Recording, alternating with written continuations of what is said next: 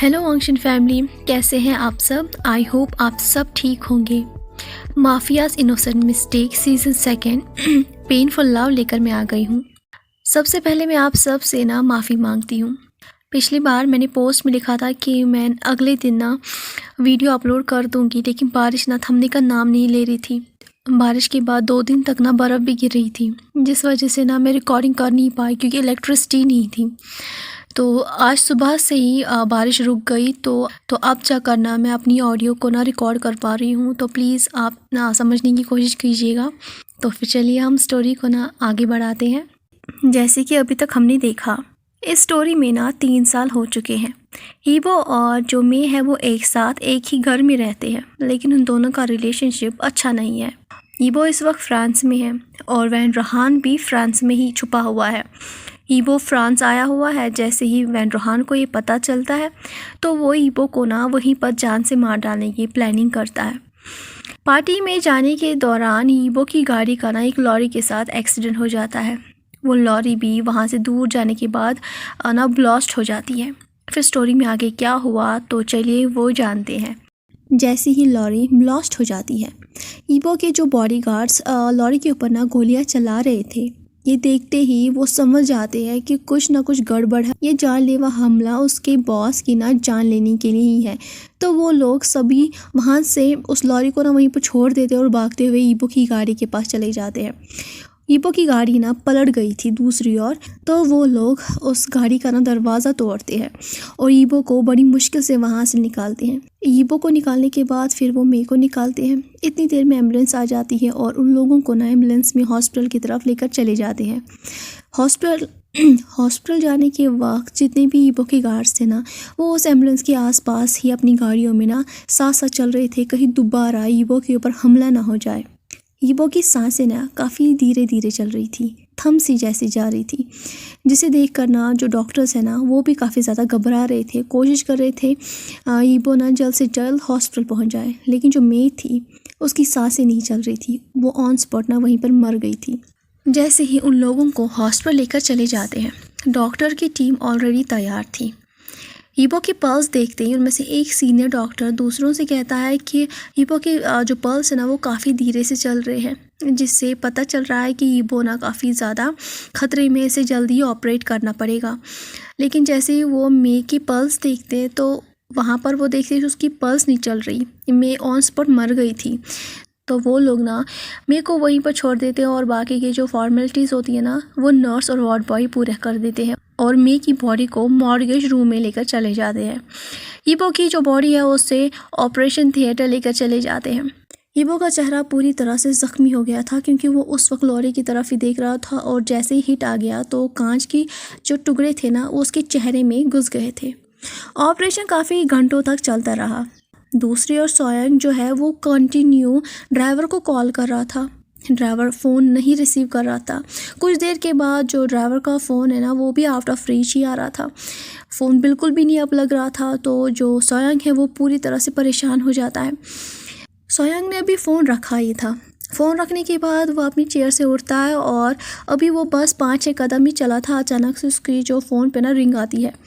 वो वापस आकर देखता है तो वहाँ पर उनमें से ही किसी एक शख्स ने कॉल किया था। फ़ोन रिसीव करते ही सोयांग डायरेक्ट बोलता है कि हीबो को वापस घर लेकर आओ, खतरा है। अभी सोयांग ने इतना ही बोला था, वहाँ से जो गार्ड है ना वो सोयांग से कहता है कि बॉस की गाड़ी को एक लॉरी ने हिट कर दिया है और बॉस काफ़ी ज़्यादा ज़ख्मी हो गए हैं, इन्हें हम लोग हॉस्पिटल लेकर चले जा रहे हैं। इतना सुनते ही जो सोयांग है ना उसे एक बहुत ही बड़ा झटका लगता है, तो वो फ़ोन कट करके जल्दी अपनी गाड़ी में बैठ के हॉस्पिटल की तरफ चला जाता है। हीबो को ऑपरेशन जैसे ही चल रहा होता है काफ़ी घंटे लगते हैं क्योंकि हीबो का चेहरा भी एक साइड से ना ख़राब हो गया था, काफ़ी ज़ख्म लगे थे, उसकी आंखों में भी ना कांच चले गए थे। डॉक्टर्स ना उसके सर का ऑपरेशन करते हैं क्योंकि उसके सर को भी काफ़ी ज़्यादा गहरी चोट भी लगी थी। काफ़ी घंटे ऑपरेशन करने के बाद जैसे ही डॉक्टर बाहर आते हैं तो वो सोयांग से कहते हैं कि उन्हें हीबो के पेरेंट्स से बात करनी है, उनकी फैमिली से कोई है क्या। तो जो सोयांग है वो अपना सर नाम में नोट करता है, उससे कहता है फैमिली के नाम पर बस मैं ही यहाँ पर हूँ। तो जो डॉक्टर है वो सोयांग से कहता है कि जो ईबो है उसके सर में चोट लगी है, उसकी आंखों में भी चोटें आई है, लेकिन अभी हम कुछ कह नहीं सकते। जो बाकी की बॉडी के ऊपर इंजरी है वो तो ठीक हो जाएगी, लेकिन जो सर की इंजरी है वो काफ़ी ज़्यादा गहरी है, जिस वजह से हम कुछ नहीं कह सकते। हमें सुबह तक का इंतज़ार करना होगा। हम सुबह ही कुछ कह सकते हैं, अगर उसे होश आया तो ठीक है, अगर नहीं आया तो बहुत प्रॉब्लम हो सकती है। ये कहने के बाद डॉक्टर जो है ना वो वहाँ से चले जाते हैं। सोयांग जो है वो उसके बाद सीधे ईबो के डैड को कॉल करता है और उसे सभी इन्फॉर्मेशन बता देता है। ईबो के डैड जैसे ही ये बातें सुनते हैं ना तो उसे काफ़ी ज़्यादा झटका लगता है। उसके बाद ईबो के डैड सोयांग को कुछ इंस्ट्रक्शंस देता है और कहता है कि इसी को फॉलो करो और टाइट सिक्योरिटी उसके बेटे के आसपास रखो, उसके बेटे की जान को खतरा है। वैन रोहान उसे छोड़ेगा नहीं, क्योंकि उसको पता होगा कि उसका बेटा इस वक्त हॉस्पिटल में एडमिट है। सोयांग बिल्कुल ऐसा ही करता है। बैकग्राउंड नॉइज़ के लिए मैं आप सबसे माफ़ी मांगती हूँ, क्योंकि हवाएं तेज़ चल रही हैं। उसके बाद ईबो के डैड फ़ोन रख देते हैं और सीधे अपने रूम में चले जाते हैं। रूम में जाने के बाद वो अपनी वाइफ से कहता है कि उसे एक बिज़नेस मीटिंग के लिए ना अर्जेंटली जाना होगा। ईबो के डैड अपनी वाइफ से नहीं कहते कि उसके बेटे का एक्सीडेंट हो गया, क्योंकि उसकी वाइफ ना ऑलरेडी काफ़ी ज़्यादा बीमार थी। उसकी वाइफ तो बस हाँ में सर हिलाती है, और उसकी जो हस्बैंड है ना, यानी कि ईबो के डैड, वो उन्हीं कपड़ों में वहाँ से चले जाते हैं। ईबो के डैड जल्द से जल्द अपने बेटे के पास पहुंचना चाहते थे। उन्हें ये भी पता चल गया था कि उसकी जो बहू है उनकी जान जा चुकी है। ईबो के डैड बहुत ही ज़्यादा ना परेशान थे अपनी बेटी की हेल्थ को लेकर। दूसरी ओर सोयांग जो है ना वो हॉस्पिटल के आसपास टाइट सिक्योरिटी लगाता है। जिस एरिया में ना ईबो था ना, उस एरिया को ना सोयांग ने पूरी तरह से कवर कर दिया। जितने भी पेशेंट्स आसपास के वार्ड में थे उन्हें भी शिफ्ट करवा दे दिया गया। सोयांग नहीं चाहता था कि ईबो के आसपास कोई भी शख्स नज़र आए, तो वो चारों ओर अपने आदमियों को फैला देता है। जो भी डॉक्टर, जो भी नर्स उसके कैबिन के अंदर चले आते थे, सबसे पहले सोयांग के आदमी उनकी तलाशी लेते थे। उसके बाद एक आदमी ज़रूर उनके साथ साथ कैबिन के अंदर चले जाते थे, ताकि वो देखे कि डॉक्टर कर क्या रहे हैं, कहीं वो लोग कुछ गलत तो नहीं कर रहे हैं। और 24 घंटे सोयांग ईबो के ही बेड के पास ही बैठा रहता था। जैसे ही फाइनली ईबो के डैड फ्रांस के हॉस्पिटल पहुंच जाते हैं, अपने बेटे की हालत देखकर उन्हें यकीन नहीं हो रहा था कि उसके बेटे के साथ क्या हुआ है। ईबो के चेहरे का एक साइड ना पूरी तरह से कवर कर दिया गया था बैंडेज से, उसकी आंखों पर भी पट्टियां लगी थी, उसके सर को भी ना कवर कर दिया गया था। ऑपरेशन के दौरान ईबो के ना बाल भी काट दिए गए थे। बॉस को देखकर सोयांग अपनी सीट से उठ जाता है और अपना सर रेस्पेक्ट में बो करता है। तभी ईबो के डैड ना सोयांग से कहते हैं कि डॉक्टर ने बो के बारे में क्या कहा। तो जो सोयांग है वो उनसे कहता है, डॉक्टर ने कहा था कि वो सुबह तक इंतज़ार करेंगे, अगर ईबो को होश आया तो ठीक है। जैसे ही सुबह फिर डॉक्टर इसे चेक करने के लिए आए तो उन्होंने डिक्लेयर कर दिया कि ईबो इस वक्त कोमा में है, और ये कब होश में आएगा उन्हें भी नहीं पता। ईबो के चेहरे का एक साइड ना इंजरी से भरा हुआ है, इसकी आंखों में भी चोटें आई हुई है। तो डॉक्टर ने कहा है कि वो अभी तक इसकी आंखों का ऑपरेशन नहीं कर सकते जब तक ईबो को होश ना आए। ये बात सुनने के बाद ईबो के डैड गहरी सांस छोड़ते हैं। फिर वो ईबो की तरफ ही देख रहे थे। उसके बाद जो सोयांग है वो वहाँ से चला जाता है, ताकि ईबो के डैड अपने बेटे के साथ कुछ टाइम अकेले स्पेंड कर सकें। ईबो के डैड बस अपने बेटे के चेहरे की तरफ ही देख रहे थे। उन्हें यकीन नहीं हो रहा था। वो अपने आप को कोस रहे थे कि उन्होंने ईबो को फ्रांस क्यों भेजा। बेहतर था कि वो चाइना में ही बैठा रहता, तो इस तरह उसकी हालत ऐसी नहीं होती और उसकी बहू की जान भी नहीं जाती। वो अपने बेटे की तरफ ही देख रहे थे और उसी से बात कर रहे थे। उसे कह रहे थे, बेटा देखो मैं आ गया हूँ, अब सब कुछ ठीक हो जाएगा, बस तुम जल्दी ही ठीक हो जाओ। तुम्हारी मॉम से मैंने अभी तो कुछ कहा नहीं है, उसकी तबीयत बहुत ज़्यादा ख़राब होने लगी है। डरता हूँ कि अगर उससे तुम्हारे बारे में पता चला कहीं उसकी तबीयत और ज़्यादा ख़राब ना हो जाए। वो अपने बेटे के साथ काफ़ी देर तक बातें कर रहे थे। उसके बाद फाइनली वो उस वार्ड से बाहर चले जाते हैं। फिर वो सोयांग से कहते हैं कि उसे डॉक्टर से मिलना है। डॉक्टर के साथ भी कुछ देर तक बात करने के बाद जैसे ही जो बॉस है वो फ्री हो जाते हैं, फिर वो अकेले में सोयांग से बात करता है और उससे कहता है, सोयांग मुझे ऐसा लगता है कि जो वैन रोहान है वो आराम से बैठेगा नहीं जब तक वो ईबो की जान ना ले। मुझे ऐसा लगता है कि हमें ईबो को ना वापस चाइना लेकर जाना पड़ेगा। ठीक है, लेकिन क्या चाइना में भी ये ठीक रहेंगे? तो जो बिग बॉस है वो से कहता है, चाइना में हम सभी होंगे तो चांसेस काफ़ी कम है, लेकिन यहाँ पर चांसेस बहुत ज़्यादा है, क्योंकि वैन रोहान भी यहीं पर है। बेहतर होगा कि बो को हम वापस चाइना लेके चले जाएं। सोयांग अपना सर हाँ में नोट करता है और वहाँ से चला जाता है। उसके बाद सोयांग जो है ना वो वैंकिंग को इन्फॉर्म करता है और उससे कहता है कि सबकी जाने की तैयारी कर दो। ईबो के डैड ने डॉक्टर से पहले ही कहा था कि उन्हें ईबो को लेकर जल्द से जल्द वापस चाइना जाना है। पहले तो डॉक्टर नहीं माने थे क्योंकि ईबो का रिसेंटली ऑपरेशन आ गया था, एक्सीडेंट हो गया था। उसके बाद जैसे ही ईबो के डैड ने ज़ोर ज़बरदस्ती की तो फिर जो डॉक्टर्स हैं उन्होंने अपने डॉक्टर्स टीम में से एक डॉक्टर को ईबो के साथ भेज दिया और अपने साथ एक दो नर्स को भी भेज दिया, कहीं चाइना जाते समय उन्हें कोई तकलीफ़ ना हो जाए और वो नज़र रखे ईबो ठीक है या नहीं। तो जैसे ही वो लोग तैयार हो जाते हैं और फ्रांस से चाइना फाइनली वापस पहुंच जाते हैं, ईबो को ईबो के मेंशन वापस लेकर चले जाते हैं। हालांकि ईबो के डैड चाहते थे कि ईबो को ना पेरेंट्स के मेंशन लेकर चले जाए, लेकिन वहाँ ईबो की मॉम है। ईबो की ऐसी हालत देखकर वो बर्दाश्त नहीं कर सकती, इसलिए ईबो को वापस उसी के घर लेकर चले गए। ईबो बिल्कुल लाश की तरह था।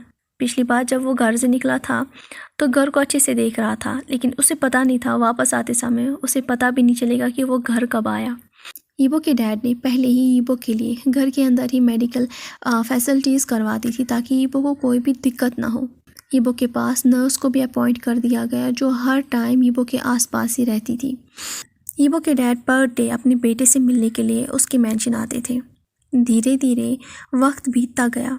वो कुछ दिन हफ्तों में बीता, हफ्तों से वो महीने में बीता, लेकिन ईबो को होश नहीं आया।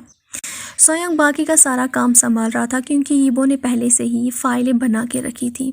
जो बिज़नेस ईबो रशिया के साथ कर रहा था वह आधे से ज़्यादा पेंडिंग ही रह गया, इसलिए सोयांग ने उन सभी कामों को ना बिग बॉस के अंदर थमा दिया। बिग बॉस सभी काम को खुद से ही अब देखने लगे क्योंकि ईबो तो अब कुछ काम कर नहीं सकता और बाकी की पेंडिंग जितना भी काम है उसे अब उन्हीं को करना होगा। इसलिए जो सोयांग है वो बिग बॉस के पास ही रहते हैं और उनकी हेल्प करते हैं। जो जो बिग बॉस कहते हैं सोयांग बिल्कुल वैसा ही करता है। हालांकि जो बिग बॉस है उसे सोयांग बिल्कुल भी पसंद नहीं था और सोयांग को ये पता है, इसलिए कभी कभी ना वो गुस्से में आकर सोयांग से चिल्लाकर भी बात करते थे। हालांकि सोयांग को अच्छा नहीं लगता था, उसे बहुत ही बुरा लगता था कि इस तरह उसे ना ह्यूमिलिएट किया जा रहा है, इस तरह उसे ना सताया जा रहा है, लेकिन फिर भी वो के लिए ना वो हर एक चीज़ को ना बर्दाश्त करता है। उसे याद आता है कि किस तरह ईबो ने उसे बिल्कुल अपने भाई की तरह ट्रीट करता था। ईबो की इस हालत में होने की वजह से अब सोयांग को हर बार डांट खानी पड़ती, फिर चाहे सोयांग की गलती हो या ना हो, फिर चाहे बॉस के ऊपर कितना ही प्रेशर क्यों ना हो, वो सारा गुस्सा ना सोयांग पर ही उतारते थे। ऐसे ही करते करते ना 6 महीने बीत जाते हैं और ईबो का कोई भी प्रोग्रेस नहीं होता। धीरे धीरे बिग बॉस को भी अब एहसास होने लगा कि ईबो अब ठीक नहीं होगा। इसी दौरान ईबो की मॉम की तबीयत और ज़्यादा ख़राब होने लगती है। ईबो के डैड बर्थडे अपने बेटे से पहले मिलने के लिए आया करते थे, लेकिन अब उसकी वाइफ की तबीयत ख़राब थी तो इस वजह से वो अब बेटे से हफ्ते हफ्ते नहीं मिल पाते थे। हालांकि ईबो की जो मॉम है वो बार बार अपने हस्बैंड से कहती थी कि उसे अपने बेटे से बात करनी है। कोई ना कोई बहाना करके जो बिग बॉस है वो अपनी वाइफ से कहता था कि कभी वो वहाँ है, कभी वो यहाँ है। मैंने थोड़ी देर पहले बात की, वो काफ़ी ज़्यादा बिजी है। अब जैसे ही उसकी जो वाइफ है उनकी और ज़्यादा तबीयत ख़राब होने लगी तो बिग बॉस और ज़्यादा परेशान होने लगे। अब उनकी वाइफ ना हॉस्पिटलाइज भी हो गई थी। उनकी वाइफ की तबीयत बहुत ज़्यादा ख़राब होती है तो डॉक्टर ना बिग बॉस से कह देते हैं कि उनकी वाइफ के पास ना कुछ ही दिन बचे हैं। ईबो की माँ अपने आखिरी दिनों में ईबो से मिलना चाहती थी, लेकिन जो बिग बॉस होते हैं वो कोई ना कोई बहाना करके टाल देते थे। ईबो की माँ को ये अच्छा नहीं लगता तो वो पर्सनली ना कॉल भी करती है, लेकिन उसके बेटे का ना नंबर नहीं लगता। हालांकि ईबो के डैड को पता है, लेकिन फिर भी वो अपनी वाइफ को कहना नहीं चाहते थे क्योंकि वो डरते थे कहीं ना कुछ हो ना जाए। जितने भी दिन बचे हैं उनकी जो वाइफ है वो अच्छे से ना आराम से बिताए। ऐसे ही चलते दिन बीतते जाते हैं और उनकी जो वाइफ है फाइनली उनकी ना डेथ हो जाती है। उनकी वाइफ की फ्यूनरल पर सभी आ जाते हैं। जो ईबो के डैड है वो काफ़ी ज़्यादा बिजी होते हैं, गार्ड्स भी चारों ओर होते हैं क्योंकि सभी माफिया के जो लोग हैं वो वहाँ पर आने वाले थे। ईबो अपने घर में था, सोयांग ईबो के डैड के साथ ही थे।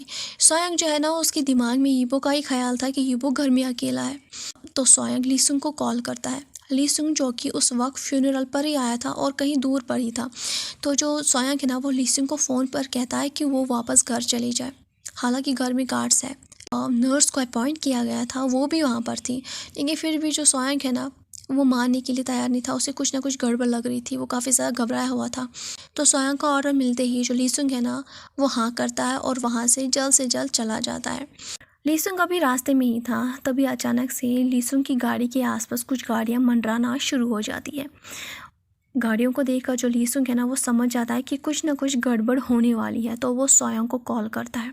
पहली रिंग में सोयांग फ़ोन रिसीव नहीं करता क्योंकि सोयांग ना काफ़ी ज़्यादा बिजी था, तो बार बार कॉल करने के बाद सोयांग जो है ना, वो जल्दी फ़ोन को रिसीव करता है। तभी जो लीसुंग है ना, वो उससे कहता है कि उसे कुछ गड़बड़ सी लग रही है क्योंकि उसकी गाड़ी के आसपास कुछ गाड़ियाँ हैं जो कि उसे फॉलो कर रही है। ये बात सुनते ही जो है ना, सोयांग वो समझ जाता है कि अब कुछ ना कुछ बहुत ही बड़ा ना गड़बड़ होने वाली है। तो जो सोयांग है वो उससे कहता है, तुम जल्द से जल्द ना मेंशन पहुंचने की कोशिश करो, मैं भी यहाँ से निकल रहा हूँ। इतना कहते ही सोयांग कॉल को कट कर देता है और वहाँ से चला जाता है। सोयांग वहाँ से ना स्पीड में जाता है और इसी दौरान वो किसी से टकरा जाता है। तभी सबकी नज़र ना सोयांग पे जाती है। हीबो के डैड की नज़र भी सोयांग पे जाती है, तो वो सोयांग का चेहरा नोटिस करते हैं कि सोयांग ना थोड़ा बहुत परेशान सा है। वो समझ जाता है कि वो किसी मुसीबत में है। तभी वो अपने मैनेजर को कॉल करता है, उसके कान में कुछ धीरे धीरे कहना शुरू कर देता है। सोयांग जो है ना, वो जल्द से जल्द मैंशन से ना वहाँ से चला जाता है। वो जितनी जल्दी हो सके ईबो के पास पहुँचना चाह रहा था। जैसे ही सोयांग मैंशन के गेट से अंदर चला जाता है, तो वो नोटिस करता है कि वहाँ पर कहीं पर भी ना लीसुंग की गाड़ी नहीं है। सोयांग अपनी गाड़ी को पार्क करने के बाद ना सीधे सिक्योरिटी गार्ड के पास चला जाता है और उससे कहता है कि लीसुंग की गाड़ी यहाँ नज़र क्यों नहीं आ रही। तो उन गार्ड्स में से एक गार्ड कहता है कि लीसुंग अभी तक नहीं आया। इतना ही सुनकर जो सोयांग है ना, वो भागता हुआ मैंशन के अंदर चला जाता है। मैंशन के अंदर जाने के बाद सोयांग देखता है कि सब कुछ ठीक है, कहीं पर भी कुछ भी गड़बड़ नहीं है। तो वो भागता हुआ ना ईबो के रूम में चला जाता है। ईबो के रूम में जाने के बाद वो देखता है जो नर्स है ना, वो चेयर पे बैठी हुई है और जो ईबो है ना, वो बेड पर लेटा हुआ है। सब कुछ ठीक है, ईबो की दिल की धड़कनें भी चल रही है। सब कुछ ठीक देखने के बाद सोयांग ना थोड़ा परेशान हो जाता है कि आखिर हुआ तो हुआ क्या। सोचते हुए जो सोयांग है ना, वो रूम से बाहर चला जाता है। वो बस यही सोच रहा था कि लीसुंग कहाँ पर है, अगर गड़बड़ होने वाली थी तो, लेकिन यहाँ पर तो सब कुछ ठीक है। अभी सोयांग सोच ही रहा था, तभी अचानक से घर की एक साइड में ना, जहाँ पर गार्डन था, वहाँ ब्लास्ट हो जाता है। ब्लास्ट की आवाज़ सुनते ही सभी गार्ड्स ना उस तरफ चले आते हैं। जैसे ही वो लोग उस तरफ चले आते हैं, तो जो मेन गेट था ना, जहाँ पर सिक्योरिटी तैनात थी, वहाँ पर भी एक और ब्लास्ट हो जाता है। कुछ गार्ड्स वहाँ से चले जाते हैं। सोयांग को कुछ भी समझ में नहीं आता, तो सोयांग जो है ना, वो सोचने लगता है कि वो बाहर चला जाए या फिर बो के पास रहे। तो वो डिसाइड करता है कि वो बो के पास रहेगा क्योंकि बाहर तो सिक्योरिटी है। तभी अचानक से नॉन स्टॉप ना बॉम्ब ब्लास्ट होने लग जाते हैं। ईबो का जो मैंशन है ना, वो बहुत ही ज़्यादा बड़ा होता है। उसके घर के आसपास बहुत ही बड़े बड़े ना गार्डन्स होते हैं, इसलिए गार्डन पे ही हमला होता है। और उसके जो मैंशन का मेन गेट होता है ना, उस पर भी हमला होता है। मैंशन का जो मेन गेट है ना, वो भी टूट जाता है, ख़त्म हो जाता है। कुछ लोग अपनी गाड़ियों से ना अंदर की तरफ चले आते हैं। हालांकि ईबो के गार्ड्स ना उनसे लड़ ही रहे होते हैं। और जो सोयांग है ना, वो भागता हुआ ईबो के रूम में चला जाता है। जो नर्स थी वो डर के मारे ना एक कोने में बैठ गई थी। सोयांग जो है, जैसे ही उसे महसूस होता है कि खतरा ना बहुत ज़्यादा बढ़ गया है, ईबो की जान को खतरा है, तो वो ईबो को ना अपनी गोद में, अपने शोल्डर्स पे ना उठाता है और वहाँ से चला जाता है। ईबो को शोल्डर के ऊपर उठाने के बाद वो अपनी बैक साइड से गन निकालता है और वहाँ से चला जाता है। वो घर के बैक डोर से चला जाता है। वहाँ एक सुरंग होती है, वो उसी सुरंग, अंडरग्राउंड सुरंग से ना वो वहाँ से चला जाता है ईबो को लेकर, कहीं ईबो के ऊपर हमला ना हो जाए। इसी दौरान जैसे ही बाहर ना कुछ लोग गाड़ियों में आते हैं और ईबो के गार्ड्स के ऊपर हमला कर रहे होते हैं। ईबो के गार्ड्स ना बस कुछ ही थे, क्योंकि बाकी के ना फ्यूनरल के आसपास ही तैनात थे, क्योंकि बहुत ही माफिया आने वाले थे, इसलिए वहाँ पर लगाए गए थे। और इसी का फ़ायदा उठाकर ना ये लोग अंदर आ गए थे। जैसे ही उन लोगों ने ना ईबो के सभी गार्ड्स को ना मार डाला, वो घर के अंदर चले आते हैं। जैसे ही वो घर के अंदर चले आते हैं और चारों ओर ईबो को ढूंढना ना वो लोग शुरू करते हैं। उनका चेहरा ना मास्क से ना ढका हुआ था। चारों ओर ढूंढने के बाद भी उन्हें ईबो नहीं मिलता। वो ईबो को ढूंढ ही रहे थे, तभी अचानक से मेन गेट से ना कुछ और लोग गाड़ियों में आते हैं। और जैसे ही वो लोग मैंशन के अंदर चले आते हैं, तो नॉन स्टॉप वो लोग उन लोगों के ऊपर जो पहले आए थे ईबो को ढूंढने के लिए, उन लोगों के ऊपर ना हमला करना शुरू कर देते हैं। ये जो दूसरी वाली गैंग आई थी ना, वो ईबो के ही आदमी थे, जो कि ईबो के डैड ने भिजवाई थी, क्योंकि उन्होंने सोयांग को ना भागते हुए देखा था, तो उन्हें शक हो गया था।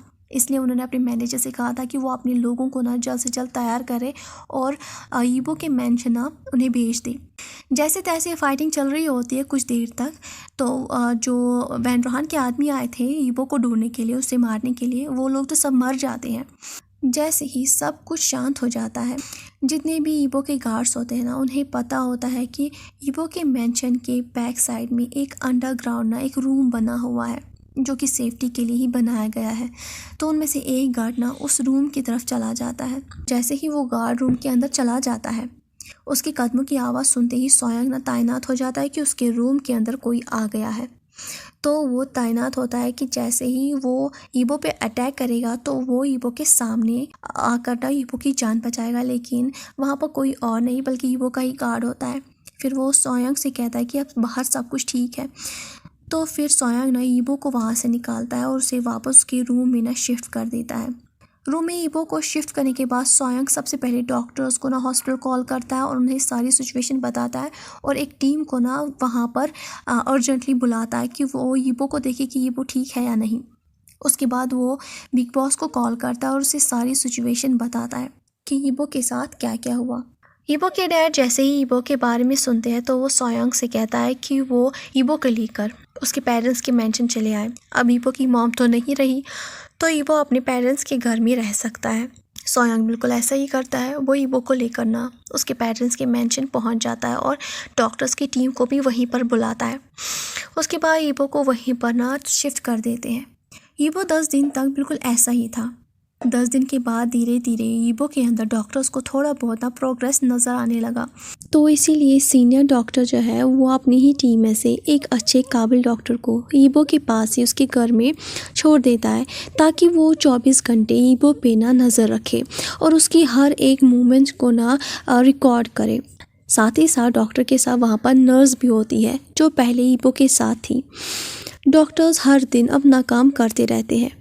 दिन ब दिन बीतता जाता है। धीरे धीरे ईबो के अंदर की जो प्रोग्रेस होती है ना, वो बढ़नी शुरू हो जाती है। डॉक्टर हर एक मूवमेंट को रिकॉर्ड करते रहते हैं कि ईबो की जो प्रोग्रेस है वो कहाँ तक पहुँची। हर हफ्ते जो डॉक्टर्स का ग्रुप होता है, ईबो के डैड के कहने पर वो ईबो का ना चेकअप करने के लिए वहाँ आ जाते हैं। दिन बीतते जाते हैं। धीरे धीरे ईबो ना ठीक होने लगता है, लेकिन उसे अभी तक होश नहीं आया था। ईबो के डैड अपने ही मेंशन में अकेले हो जाते हैं। दूसरी ओर जो सोयांग होता है वो भी अकेला हो गया था। उसके पास ना ही जैन है जिसे वो परेशान करता, और ना ही ईबो जिसके साथ वो बैठकर वाइन पीता, सिगरेट पीता और उससे बात करता। जब भी सोयांग को ईबो की याद आती तो वो ईबो से बात करने के लिए उसी के पास बैठ जाता और उसी से बात करता। हालांकि ईबो तो कोई जवाब नहीं देता, लेकिन सोयांग ना काफ़ी ज़्यादा सेटिस्फाइड हो जाता है कि उसकी बात सुनने के लिए कोई है। ईबो के डैड तो बस उसकी तरफ देखकर आईब्रो को रेज करते हैं, जिससे सोयांग जो है ना वो काफ़ी ज़्यादा परेशान हो गया था। सोयांग मन ही मन में दुआ करता है कि ईबो जल्द से जल्द ठीक हो जाए और फिर वो लोग ना वहाँ से चले जाए, वापस अपने मेंशन चले जाए। सोयांग अब और ज़्यादा ना बिग बॉस को बर्दाश्त नहीं कर सकता। ऐसे ही दिन बीतता जाता है। सोयांग बहुत ही ज़्यादा परेशान हो जाता है। बिग बॉस ना ईबो की वजह से काफ़ी ज़्यादा स्ट्रेस में होते हैं और अपना सारा ना फ्रस्ट्रेशन वो सोयांग पे उतारता है। और जो सोयांग है वो बेचारा लाचार होता है कि वो अपनी फ्रस्ट्रेशन उतारता भी तो उतारता किस पे। तो ऐसे ही चलते हुए ना सोयांग को घर की याद आती है, तो वो मेंशन चला जाता है। जैसे ही वो लिविंग एरिया पहुंच जाता है, वो घर को ना अच्छे से देख रहा होता है। उसकी पुरानी यादें ना ताज़ा हो जाती है। सोयांग की आंखें भी गीली हो जाती है। तभी उसकी नज़र सीढ़ियों पे पड़ती है तो उसके होंठों पर हल्की सी मुस्कान आती है, क्योंकि उसे याद जैन की आ जाती है। पहली बार जब सोयांग ने जैन को सीढ़ियों से चलते हुए देखा था तो सोयांग ने उसे रोककर उससे कुछ देर तक बातें की थी। बातें करते हुए सोयांग को पता चल गया था कि जैन को कुछ नहीं पता। तो सोयांग ने उसे सेक्स के बारे में पूछा तो जैन ने अपना जेंडर बता दिया था। जैन के बारे में याद आते ही सोयांग की आंख से ना आंसू बह जाते हैं। तभी जो सोयांग है वो चुपचाप ईबो के ना ऑफिस चला जाता है ऑफिस के अंदर जाने के बाद सोयंग चुपचाप काउच पे बैठ जाता है जहाँ वो ऑब्वियसली हमेशा बैठा करता था। वो बस चुपचाप ना ईबो की चेयर की तरफ ही देख रहा था।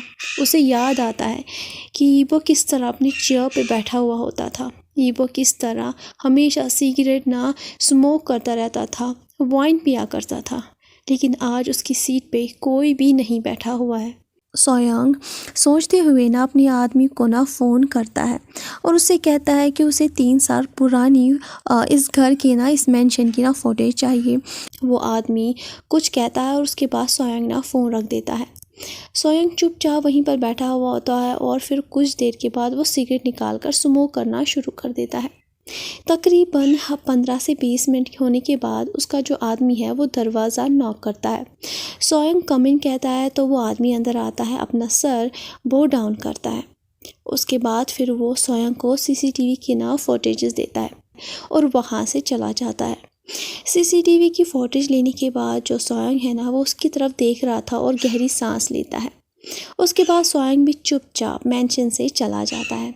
जैसे ही सोयंग मेंशन से बाहर चला जाता है फिर वो चलते हुए पार्किंग एरिया पहुंच जाता है। जैसे ही वो अपनी गाड़ी के अंदर बैठ जाता है, वो अभी गाड़ी स्टार्ट करने ही वाला होता है, तभी उसकी नज़र अचानक से ईबो की ना गाड़ी पे पड़ती है। ईबो की गाड़ी पे नज़र पड़ते ही सोयंग ना जैसे उसका मन भर आता है, उसका चेस्ट ना टाइट हो जाता है, तो वो उसके मुंह से ना रोने की वो आह निकलती है। उसकी आंखों से ना आंसू बह जाते हैं तो वो रोना शुरू कर देता है। वो बहुत ज़्यादा रोता है। फिर अपने आंसुओं को ना अपने हाथों से पोंछता है और गाड़ी को जल्दी ही स्टार्ट करके ना बिना पीछे मुड़े वहाँ से गाड़ी को ना तेज़ भगाता है। वहाँ से जाने के बाद सोयंग वापस बिग बॉस के मेंशन पहुँच जाता है। बिग बॉस के मेंशन पहुँचने के बाद सोयंग सबसे पहले बिग बॉस से मिलने के लिए उसके ऑफिस चले जाते हैं।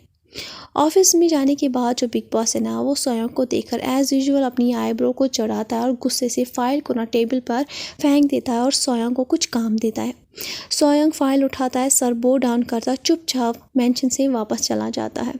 काफ़ी देर होने के बाद तकरीबन वो मिडल नाइट सोयंग वापस मेंशन आ जाता है। सोयंग ना काफ़ी ज़्यादा थका हुआ था। जब से सोयंग बिग बॉस के अंडर काम करने लगा था, बिग बॉस ना सोयंग के ऊपर 4 आदमियों का काम ना सौंप देते थे।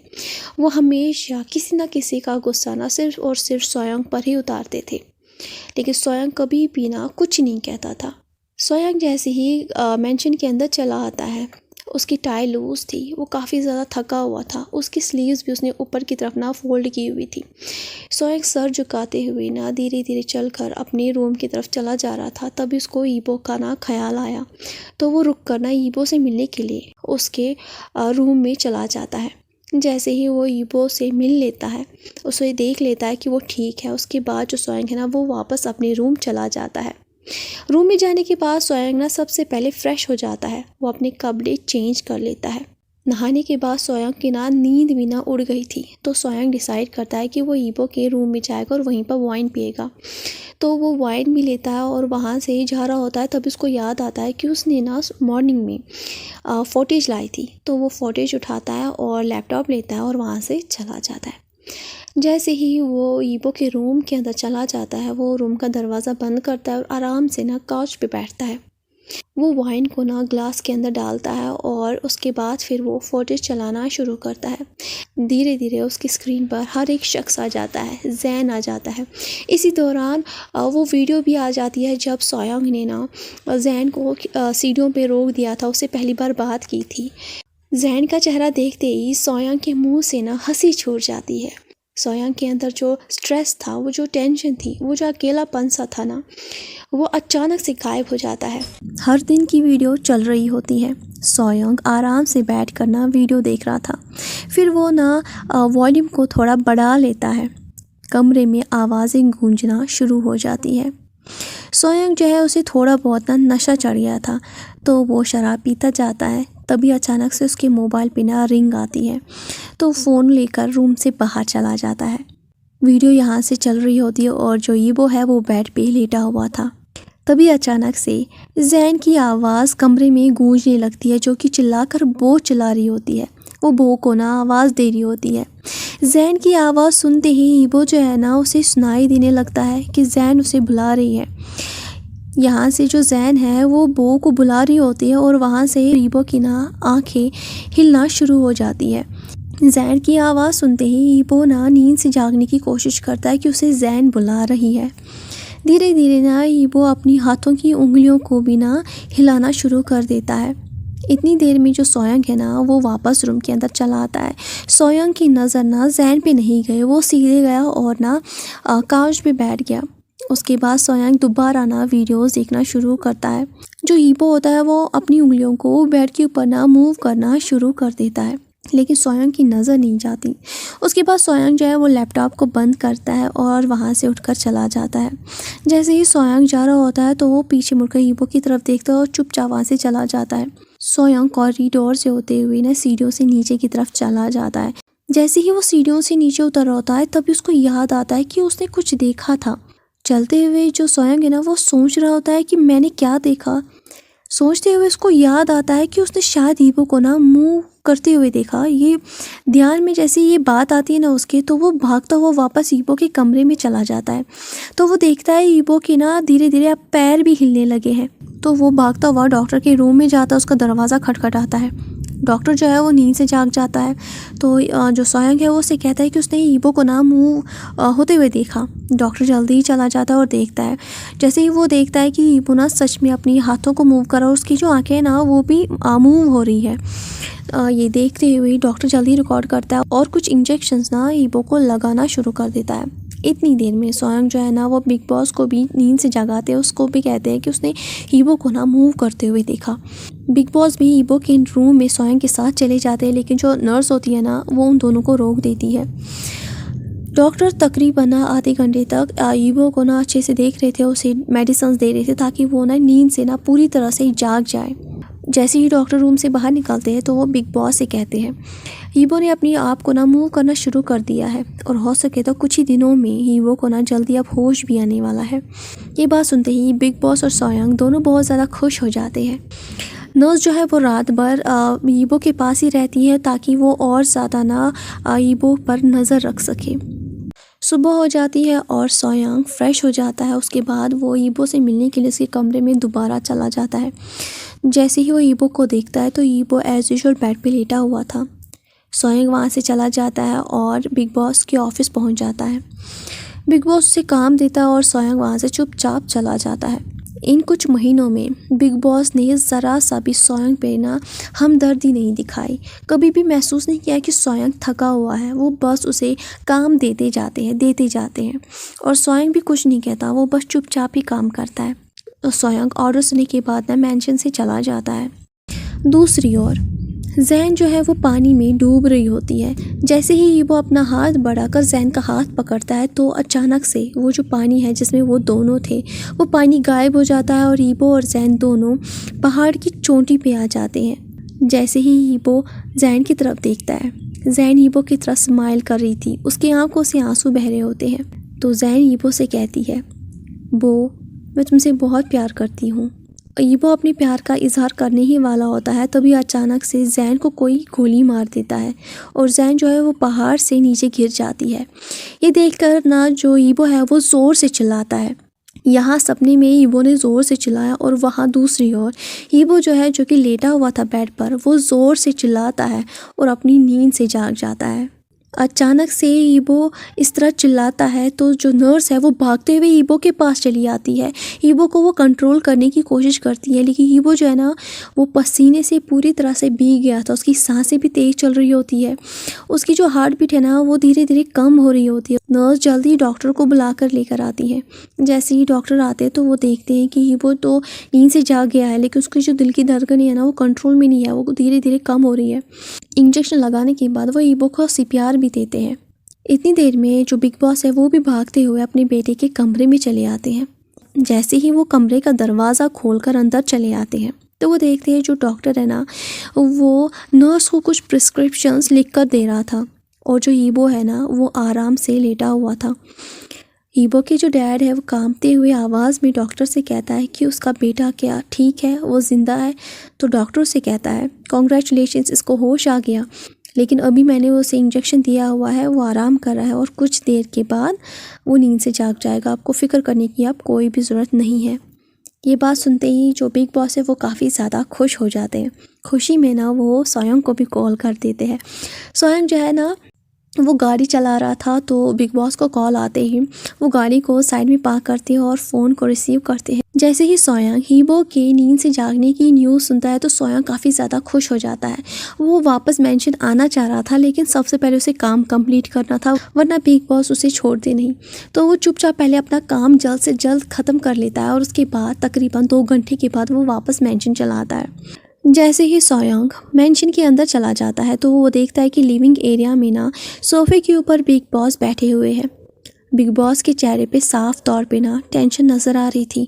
जो सोयंग है ना वो काफ़ी ज़्यादा घबरा जाता है, तो वो बिग बॉस के पास धीरे धीरे जाता है, अपना सर रेस्पेक्ट भी वो करता है। फिर वो बिग बॉस से कहता है, बिग बॉस क्या बॉस ठीक है?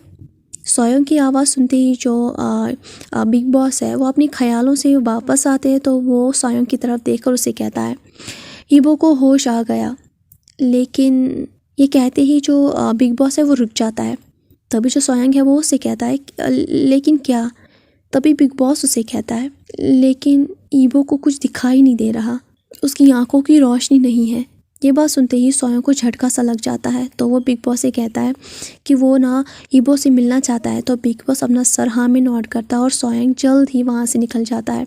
वो सीढ़ियों से दौड़ते हुए ना ईबो के रूम के अंदर चला जाता है। जैसे ही वो ईबो के दरवाजे के पास पहुँच जाता है, सोयंग जो है ना पहले वो गहरी सांस लेता है, उसके बाद दरवाज़ा खोलता है। जैसे ही वो दरवाज़ा खोलता है तो वो देखता है कि ईबो जो है ना वो बेड पे बैठा हुआ है, लेकिन ईबो को ना कुछ भी दिखाई नहीं देता। वो धीरे धीरे ईबो के बेड की तरफ चल रहा था, तभी ईबो उसे कहता है, सोयंग। ये सुनते ही सोयंग जो है ना वो सरप्राइज़ हो जाता है, तो वो ईबो के पास आता है, तो ईबो का हाथ पकड़ते हुए उससे कहता है, आप ठीक हो बॉस? तो ईबो उसे कहता है, हाँ मैं ठीक हूँ। तो सोयंग उसे कहता है, बिग बॉस ने कहा कि आप देख नहीं सकते हो। तो ईबो उसे कहता है, हाँ मुझे कुछ भी दिखाई नहीं देता।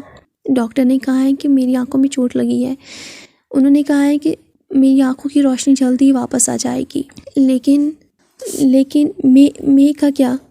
ये बात सुनते ही जो सोयंग है वो ईबो से कहता है, बॉस हम मैडम को बचा नहीं पाए। ये बात सुनते ही ईबो की आंखों से ना आंसू बह जाते हैं, तो उसको याद आता है कि मैंने मरने से पहले ईबो से क्या कहा था। सोयंग ईबो की आंसू पोंछता है। जैसे ही सोयंग ईबो के आंसू पोंछ रहा होता है, तभी जो ईबो है ना वो सोयंग का हाथ पकड़ता है। वो सोयंग से कहता है, सोयंग जिसने भी एक्सीडेंट करवाया था मुझे वो शख्स चाहिए, उसकी जान मैं खुद लूँगा। तो सोयंग उसे कहता है, आप फिक्र मत करो, हम उसे ढूंढ रहे हैं और मुझे पता चला है ये एक्सीडेंट वैन रोहान ने ही करवाया था। तभी ईबो ना दोबारा सोयंग से कहता है, सोयंग मैं कितने दिनों से बेहोश हूँ। सोयंग गहरी सांस लेता है और उससे कहता है, बॉस आप पिछले 7 महीनों से बेहोश हो। ये बात सुनते ही जो ईबो है वो अपना सर हल्का सा नॉड करता है। फिर वो सोयंग से दोबारा कहता है, सोयंग मेरा एक काम करोगे? तो सोयंग कहता है, बोलिए ना। तो ईबो से कहता है, कुछ टाइम पहले मैंने एक डिटेक्टिव हायर किया था जैन को ढूंढने के लिए।